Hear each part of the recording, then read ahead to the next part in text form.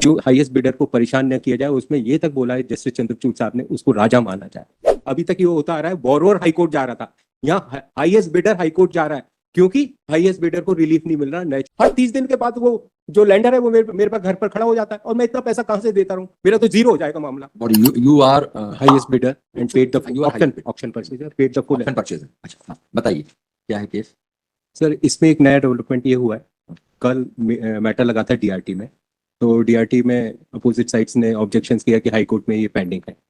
मैंने रिस्पेक्टफुली ये बोला कि हाई कोर्ट ने अभी कोई नोटिस नहीं दिए इसी तरह का स्टे के लिए अभी।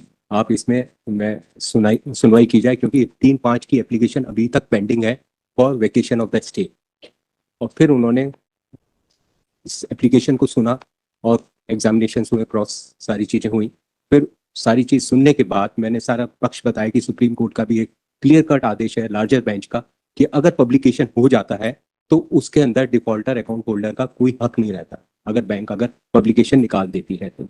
और हमने यही आदेश पढ़कर साहब ये हमने वेट किया था। आप ये मोबाइल क्या के लिए दिए? नहीं, ये तो इसमें से कुछ लिखा हुआ था, दो भैया तो इसको अंदर रख लें। हाँ, है ना? या तो आप वो लेके आए। नहीं मैं आईपैड वो हाँ, है।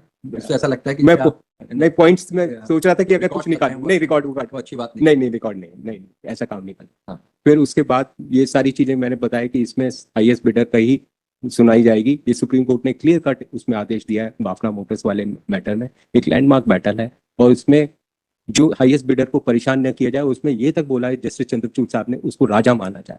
यहाँ राजा की तो कोई बात ही नहीं हो रही, यहाँ मैं इस तरह से परेशान हो रहा हूँ, और हायर इंटरेस्ट पर मैंने पैसा लेकर जमा किया है, क्योंकि मैंने कोई इनकम टैक्स रिबेट भी नहीं मिल रहा, मुझे हाउसिंग फाइनेंस भी नहीं मिल रहा, कागज भी बैंक के पास है और प्रॉपर्टी भी बैंक के पास। वहाँ पे डीआरटी में क्या हुआ? डीआरटी में फिर ये सारी चीजें सुनने के बाद उन्होंने ऑर्डर रिजर्व कर दिया।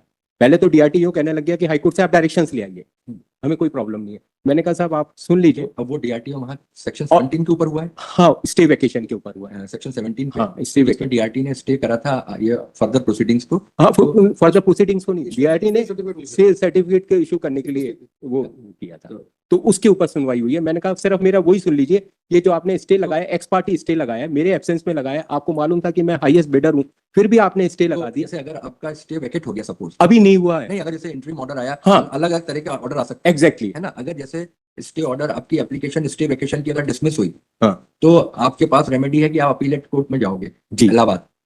अगर आपकी एप्लीकेशन अलाउ हो गई और स्टे वेकेट हो गया, तो फिर ये purpose of filing this petition would be over.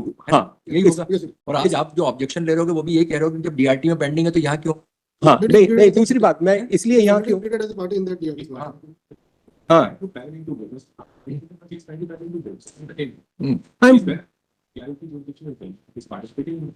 I challenge the order of the DRT. So, Mr. Petitioner, if you get any favorable order, yes, an order which suits you, yes, or vacation is stayed, then well and good. It's no problem. Otherwise you have a remedy of appeal. My lord, so how this petition I am coming before this honorable bench because there are certain orders by the honorable Supreme Court that the you can approach before the High Court also, because generally the tendency was that कि जो ये अभी तक होता आ रहा है, अभी तक ये होता आ रहा है, बोरोवर हाई कोर्ट जा रहा था, यहाँ हाईएस्ट बिडर हाई कोर्ट जा रहा है, क्योंकि हाईएस्ट बिडर को रिलीफ नहीं मिल रहा। नेचुरल जस्टिस की मैंने नेचुरल जस्टिस की मैंने बात करी है, स्टे मिला है वो आपने लगाई है, आपने क्यों लगाई है? Number one, the ground was that the physical condition was never actually taken. We have just given notice to it. Number two, the ground was that the boundaries were displayed for the purpose of action, that is also known. So that's specific to this patient.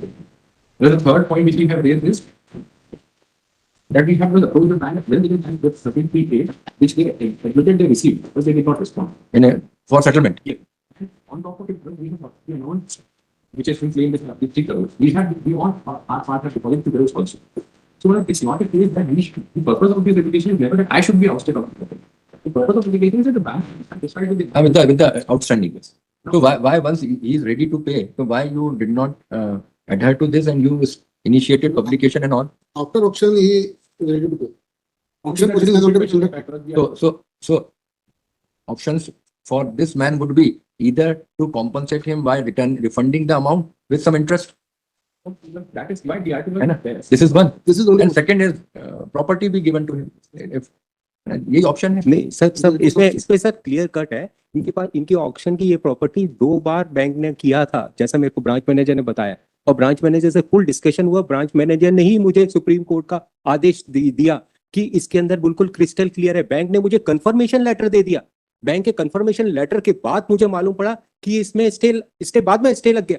Confirmation letter मेरे पास है उस property का। मैंने property interest के लिए नहीं ली थी, मैंने अपनी प्रॉपर्टी जो दूसरी प्रॉपर्टीज हैं इधर उधर की वो बेचकर ये प्रॉपर्टी ली थी। मैंने बिल्कुल क्रिस्टल क्लियर सुप्रीम कोर्ट का आदेश पढ़कर लिया था कि इसके बाद कोई किसी तरह का लिटिगेशन तो नहीं होंगे। ब्रांच मैनेजर ने क्लियर बोला कि इसमें कोई लिटिगेशन नहीं होंगे, बोरोवर एक पैसा नहीं दे रहा, बोरोवर हमारे साथ अनएथिकल एक्टिविटीज कर रहा है और आप इसके अंदर जाइए। ये क्या सर मैं डीआरटी नहीं, मेरे को तो कहीं जाने की जरूरत ही नहीं। जो मैंने आदेश पढ़ा सुप्रीम कोर्ट का, मेरे को तो कहीं ना मेरे को डीआरटी जाना था ना डीआरटी जाना था। मेरे को तो नेचुरल जस्टिस पर मैं आ रहा, बैंक को फॉलो करना था। हाँ ये बैंक को फॉलो करना था। मैं तो खुद यहाँ पर जो आया हूँ एक नेचुरल जस्टिस और ह्यूमैनिटेरियन ग्राउंड पर आया हूँ। हाईकोर्ट के पास वास्ट पावर्स है इसके लिए कि देख रहा है, हाईकोर्ट भी देख रहा है कि इसके अंदर हाईएस्ट बिडर। मैं तो सुप्रीम कोर्ट का आदेश का पालन करवाने के लिए आया हूं कि यहाँ पर सुप्रीम कोर्ट का आदेश पालन नहीं हो रहा था। सुप्रीम कोर्ट का आदेश सबके लिए बाइंडिंग है, बिल्कुल। तो वो डीआरटी और डीआरएटी के लिए भी ये ट्रिब्यूनल्स ने परेशान कर रखा है सर, मैं आपको बता रहा हूं, तभी मैं यहाँ आपके पास आया हाईकोर्ट में। इनके पास ये सारी रेमेडीज देखी। मैं तो मेरी जगह कोई और होता एक्सट्रीम स्टेप ले लेता, क्योंकि बड़ा हायर अमाउंट है साहब, और मेरे पास हर 30 दिन के बाद वो जो लैंडर है वो मेरे पास घर पर खड़ा हो जाता है, और मैं इतना पैसा कहां से देता रहूं, मेरा तो जीरो हो जाएगा मामला। और आज कितने महीने हो गए, फरवरी का ये है, फरवरी से बैंक नवंबर में खड़े।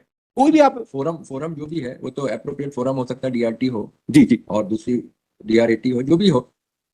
बॉटम लाइन इज कि बैंक ने थोड़ा सा केस को मिस हैंडल किया। अब आप बैंक ने 2 जगह से पैसे ले लिए सब, जो इनको देना इनको दो, इनको देना उनको दो, किसी एक को before the DRT only, not before the bank. Problem तो ऐसे वैसे भी ये देखा जाए, ये सही कह रहे हैं कि प्रॉब्लम बैंक जैसे बैंक ने, मैं समझाऊं कि बैंक ने प्रोसीजर पूरा, मैंने आरटीआई से भी इंफॉर्मेशन लिए हैं कि बैंक ने पूरा प्रोसीजर अपनाया है इसको पब्लिकेशन करने के लिए। उन्होंने क्लियर कट उनके डिपार्टमेंट से आया कि हमने पूरा प्रोसीजर अपनाया है इसको, और डिफॉल्टर अकाउंट होल्डर ने लॉन्ग टाइम से हमें पैसा नहीं दिया, और हम जाते थे तो हमारे साथ थ्रेट्स होते थे, आप है ना इसके अंदर पार्टिसिपेट करिए और हमको मुक्ति दिलाइए। ये ब्रांच मैनेजर ने हमको बोला, हमने उनको मुक्ति दिला दी। हम